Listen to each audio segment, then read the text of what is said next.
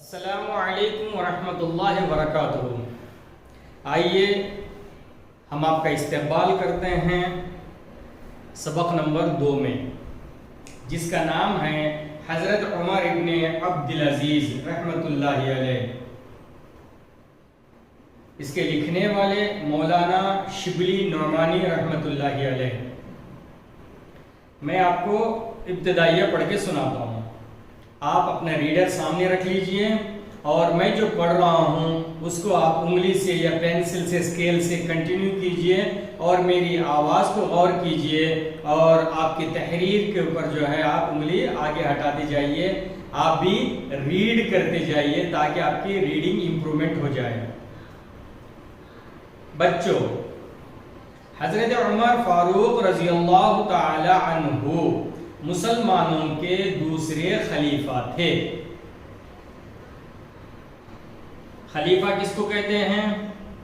محمد الرسول اللہ صلی اللہ علیہ وسلم کے وصال کے بعد، آپ کے تشریف لے جانے کے بعد مسلمانوں کے امور اور اسلامی سلطنت کو رعایا کے اوپر حکومت کرنے کے لیے یا رعایا کی خدمت کرنے کے لیے، سارے معاملات کو کنٹرول کرنے کے لیے ایک کو اپنا لیڈر بنایا گیا، خلیفہ بنایا گیا۔ ان کو خلیفہ کہتے ہیں، ٹھیک ہے، جیسے بادشاہ وغیرہ ہیں ان کو بنا لیا گیا۔ تو سب سے پہلے خلیفہ کون ہے؟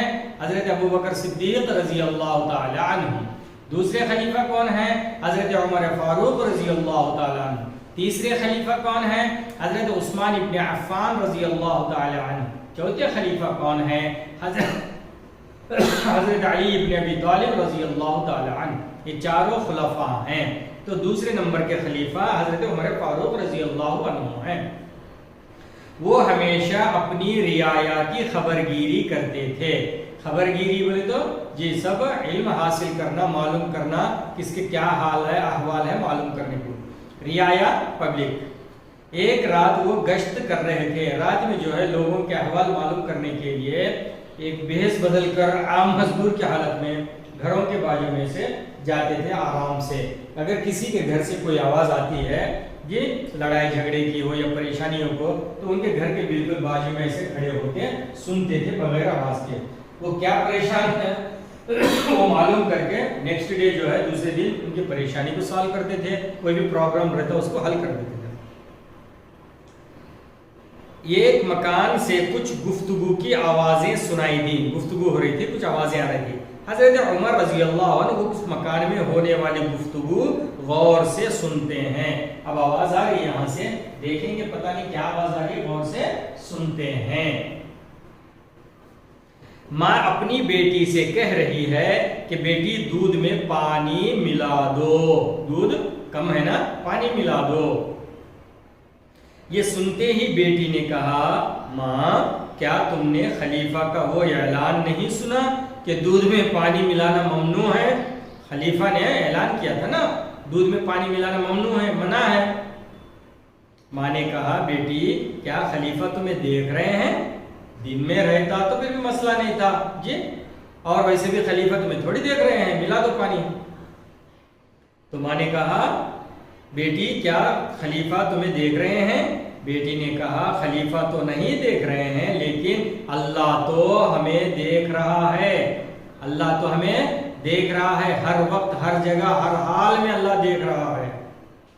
یہ گفتگو سن کر حضرت عمر بہت خوش ہوئے اور دوسرے دن اپنے ایک غلام کو اس لڑکی کے گھر روانہ کیا، بھیجا اور اپنے لڑکے سے نکاح کا پیشکش کیا، نکاح کے لیے پیغام بھیجا کہ تمہاری لڑکی کے ساتھ ہمارے لڑکے کا نکاح یا ہمارے لڑکے کے نکاح میں آپ کی لڑکی کو ہم لینا چاہتے ہیں، تو نکاح کا پیغام بھیجا۔ اس طرح حضرت عمر رضی اللہ عنہ نے اپنے لڑکے کا نکاح اس ایماندار لڑکی سے کر دیا۔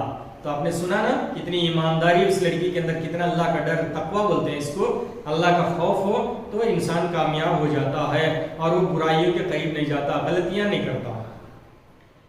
دیکھیے سوال، حضرت عمر کون تھے؟ معلوم آپ کو دوسرے خلیفہ تھے۔ حضرت عمر اپنی رعایا کی خبرگیری کس طرح کرتے تھے؟ راتوں میں گشت کر کے کرتے تھے۔ ماں نے اپنی بیٹی سے माँ ने अपनी बेटी को क्या हुक्म दिया दूध में पानी मिलाने को? बेटी ने क्या जवाब दिया? लड़की का जवाब सुनकर हजरत उमर ने क्या किया? बहुत खुश हो गए और दूसरे दिन गुलाम को भेज के अपने लड़के का पैगाम भिजवाया और अपने लड़के के साथ निकाह करवाया। चलिए, माखज़ ये कहां से लिया गया? ये सबक शिबली नोमानी की किताब अल फारूक से अख्ज़ किया गया है। अल फारूक एक किताब है हजरत मौलाना शिबली नोमानी रहमतुल्लाह अलैह की, उसमें से ये वाक़या लिया गया है। मुद्दा यानी इसमें मकसद क्या है तलबा के पढ़ाने का? तलबा में सादगी पसंदी, सादगी होना चाहिए, तकल्लुफ, ईगो ऐसी चीजें नहीं होना चाहिए, सिंपल लाइफ, समझे ना? क्वालिटी पैदा करना, एजुकेशन क्वालिटी, जी दिमाग शार्प रखना, दिमाग का अच्छा इस्तेमाल करना, दूसरों का हेल्प करना, सारी चीजें हाई क्वालिटी में, लेकिन जिंदगी गुजारने में तकल्लुफ नहीं होना चाहिए। जी बिल्कुल सादगी जिंदगी गुजारना चाहिए। मैं ऐसा है तो करता हूँ, वैसा है तो करता हूँ, मुझे यूनिफॉर्म नया है तो जो है मैं स्कूल को जाऊंगा, मेरे पास जो है ज्योमेट्री बॉक्स नया है तो जाता हूँ, पूरे रीडर्स एकदम नए हैं तो ही मैं स्कूल जाऊंगा, नहीं तो नहीं पढ़ूंगा, ऐसी चीजें नहीं होना चाहिए। सिंपल सादगी, जो मिला माँ बाप ने जो दिया खाने के लिए खा लिए, गए अच्छा से जो है जो टीचर्स पढ़ाते हैं वो अच्छा से पढ़ लिए और एजुकेशन को ग्रोथ किया, अच्छा सा इल्म हासिल किया, ये होना चाहिए। तो सादगी पसंदी आना चाहिए। तलबा में सादगी पसंदी, मजहबी रवादारी, वसीउन नजरी और कुशादा दिली के जज्बात, अदल इंसाफ को फरोग देना ही इस सबक का अहम मकसद है। अदल इंसाफ को फरोग देना, जी हाँ, इंसाफ पसंदी। चलिए सफ़ा 10। हजरत उमर बिन अब्दुल अजीज रहमतुल्लाह अलैह मुसलमानों के मशहूर खलीफा थे। कौन? हजरत उमर बिन अब्दुल अजीज। जी वो वाक़या जो पहले अभी बयान किया गया है, वो वाक़े में हजरत उमर रज़ी अल्लाह तआला अन्हु के लड़के का निकाह जिस लड़की से हुआ उस लड़की के औलाद में ही हैं हजरत उमर बिन अब्दुल अजीज रहमतुल्लाह अलैह। बाद में खलीफा बने हजरत उमर बिन अब्दुल अजीज। खलीफा बनने से पहले वो बड़ी शान और शौकत की जिंदगी गुजारते थे। खलीफा बनने से पहले बहुत शान और शौकत की जिंदगी गुजार, ठाट बाट की जिंदगी, जी बड़ी बड़ी सवारियां, बड़े बड़े महल, बड़े बड़े घर और तकल्लुफात का खाना, बहुत महंगे महंगे दस्तरखान, महंगे महंगे कपड़े, महंगे महंगी चीजियां, जी सारी चीजें जो है उनके बहुत ही महंगे, ठाट बाट की जिंदगी, एक एक ड्रेस लाखों पे रहता था।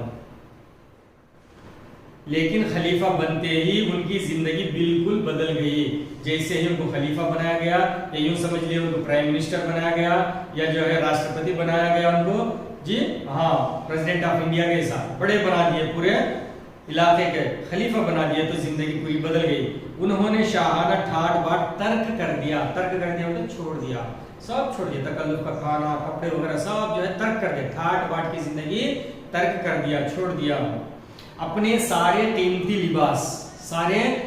लिबास, सामान और बीवी के जेवरात, उनके खुद के, उनकी बीवी की जो है उनके मायके वाले दिए हुए बहुत सारे जेवरात थे, नेकलेस, रानी हार, समथिंग, बहुत सारा सोना था उनके पास, जी उनके कपड़े, उनके सामान सब जो थे। खलीफा उमर बिन अब्दुल अजीज जैसे खलीफा बने तो ठाट बाट की जिंदगी छोड़ दिए और अपना सारा कीमती सामान वगैरह बैतुल माल में दाखिल कर दिए। बैतुल माल मुसलमानों का वो खजाना जहां पर जमा किया जाता है, जरूरतमंद के ऊपर इस्तेमाल किया जाता है, उनके शादी ब्याह में, बीमारी में वगैरह में इस्तेमाल करते हैं। और इंतहाई सादा और पाकीज़ा जिंदगी गुजारने लगे। इंतहाई सादा, मामूली सा खाना खा लिए और अल्लाह अल्लाह करते रहे और हुकूमत करते रहे। पाकीज़ा जिंदगी, कोई झूठ नहीं, धोखा नहीं, तकल्लुफ नहीं, बतावा नहीं, दिखावा नहीं है, मुरव्वत नहीं, सब में बिल्कुल सादी जिंदगी गुजारने लगे। खलीफा बनने के बाद वो सादा लिबास पहनते, मामूली खाना खाते और कच्चे मकान में रहते थे। पहले बड़ा महल था उनका, जी पैलेस था, सब जो है बैतुल माल में दे दिए और मामूली सादा नॉर्मल छोटे से मकान में रहने लगे। उनके बीवी बच्चों की जिंदगी भी सादगी से गुजरने लगी। वो चाहते तो अपने बीवी बच्चों को लजीज खाने खिला सकते थे, उम्दा कपड़े पहना सकते थे, लेकिन उन्होंने बैतुल माल से रकम लेना गवारा ना था। उनको जो है चाहे तो, क्योंकि खुद बादशाह थे, खलीफा थे, और उल्टा बैतुल माल से लेके जो है खर्च करते थे, जैसा आजकल सारे लोग करते हैं। मिनिस्टर बनते ही सारा गवर्नमेंट का पैसा, अपना पैसा समझ के कौम का पैसा खर्च करते हैं, और ये सिक्योरिटी वो सिक्योरिटी के नाम से हजारों लाखों रुपए खर्च करते हैं। पब्लिक का जो है फंड, ऐसा वो नहीं करे, बिल्कुल सादी जिंदगी गुजारने लगे। एक मर्तबा का जिक्र है, ईद करीब थी। ईद बिल्कुल जैसे अभी अपनी बकरा ईद है ना 4-8 दिन में, ऐसा ईद बिल्कुल करीब थी। सब लोग अपने बच्चों के लिए नए नए कपड़े बनवा रहे थे। जाहिर बात है रमजान की ईद को सब नए नए कपड़े बनाते हैं। हजरत उमर बिन अब्दुल अजीज के बच्चों ने भी अपनी माँ से नए कपड़ों की फरमाइश की। फरमाइश की बोले तो ख्वाहिश की, मांग की। उनके पास कपड़े नए नहीं थे, ईद आ रही है, सारे लोग ईद के लिए नए कपड़े बना रहे हैं, हम तो बादशाह की औलाद है, खलीफा की औलाद है, हमको भी जो है मियां जान जरा बोल के अब्बू जी से कपड़े सिलवाइए। फरमाइश की यानी मांग की। माँ बेचैन हो गई, वो शोहर की खिदमत में हाजिर हुई और सारा हाल बयान किया। ये देखो जी ऐसा जी ऐसा जी बोल के बच्चों को बताया। बीवी की बात सुनकर उन्होंने फरमाया, फातिमा मेरे पास इतनी रकम कहाँ है कि बच्चों के लिए नए कपड़े बनवा सकूं। फातिमा मेरे पास इतने पैसे कहाँ हैं कि मैं बच्चों के लिए नए कपड़े बनवा सकूं। हजरत उमर बिन अब्दुल अजीज रहमतुल्लाह अलैहि इंतहाई ईमानदारी से बैतुल माल की हिफाजत करते थे। बहुत जो है ईमानदारी से बैतुल माल की हिफाजत करते थे। उन्हें बैतुल माल में रखी हुई मुश्क को सूंघना तक गवारा न था। वहां की जो इतर जो मुश्क है कीमती, उसमें रखा हुआ लगा लेने की तो दूर की बात है, उसमें जाके खाली सूंघना भी गवारा नहीं था, वो भी इस्तेमाल करना हो गया। एक रात वो किसी सरकारी काम में मसरूफ थे, कोई गवर्नमेंट वर्क कर रहे थे, उन्होंने अपना रियाया का काम कर रहे थे, और सरकारी चिराग जल रहा था। वो जो लाइट जल रही थी, उस जमाने में चिराग लालटेन था, तो वो सरकारी, जाहिर बात है सरकार का काम कर रहे थे, तो गवर्नमेंट का जो है लालटेन यूज हो रहा था, लाइट चिराग जल रहा था। इतने में एक मुलाकाती सिर्फ उनकी खैरियत दरियाफ्त करने के लिए आ गया। एक मुलाकात करने